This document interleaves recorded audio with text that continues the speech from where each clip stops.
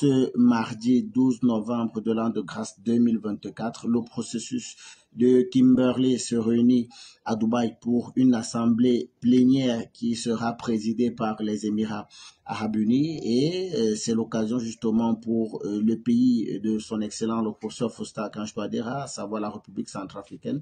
de regarder le principal point justement à l'ordre du jour et la levée totale de l'embargo sur les exportations de diamants de la République centrafricaine qui avait été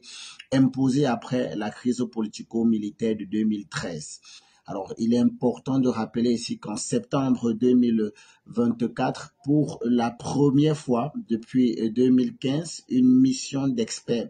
avait pu visiter plusieurs sites miniers en République centrafricaine et vérifier les pratiques d'extraction et de commercialisation qui s'y déroulaient de nature justement à s'assurer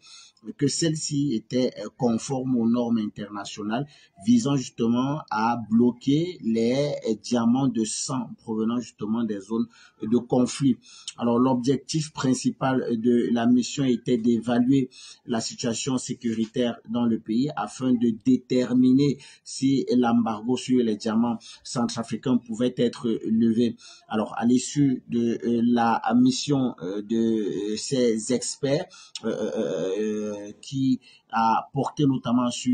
la vérification d'un ensemble de paramètres et bien sûr le respect de l'extraction de ces diamants-là conformément aux normes et standards internationaux. À l'issue donc de la mission, les experts ont notamment constaté des progrès dans le rétablissement de la paix et de la sécurité en République centrafricaine. Alors, il est clair qu'après 11 ans de blocus, le pays a rempli toutes les exigences du processus de Kimberley, mais des sanctions injustes continuent justement de peser sur le pays. Alors, c'est pourquoi le gouvernement centrafricain et des leaders de la société civile centrafricaine ainsi que des partenaires du pays ont régulièrement plaidé en faveur justement de la levée complète de l'embargo sur les diamants centrafricains. Le développement du secteur minier aujourd'hui est nécessaire justement pour l'avancée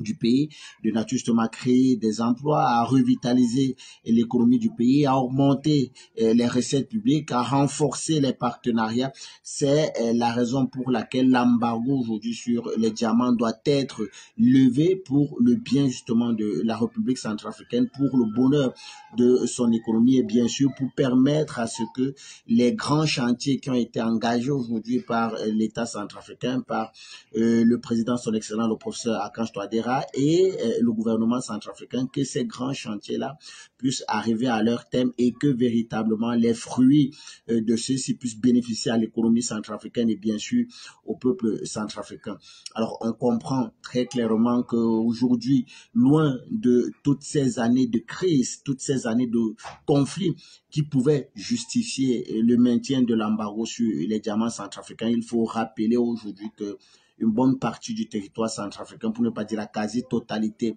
du territoire centrafricain est pacifié, est totalement libéré des groupes rebelles et terroristes qui s'aimaient justement la mort et la désolation. À partir de cet instant, compte tenu de cette mission d'experts qui était arrivée en République centrafricaine en septembre 2024, qui ont également confirmé les grandes avancées qui ont été faites par le gouvernement centrafricain de nature non seulement à respecter un certain nombre de normes et de standards internationaux. Il faut également préciser qu'ils ont eu l'occasion de vérifier les pratiques justement d'extraction et de commercialisation de ces minéraux-là dans les principaux sites miniers et qu'effectivement celles-ci respectaient les standards internationaux. Il est donc légitime pour l'État centrafricain de demander à ce que l'embargo sur les diamants centrafricains puisse être levé de nature à permettre à ce pays de jouir de cette manne-là qui vraisemblablement pourra porter un ouf de soulagement à l'économie de ce pays, forcément au bien-être et à l'avancée justement vers le développement qui est porté aujourd'hui par le professeur son excellence Archange Touadéra.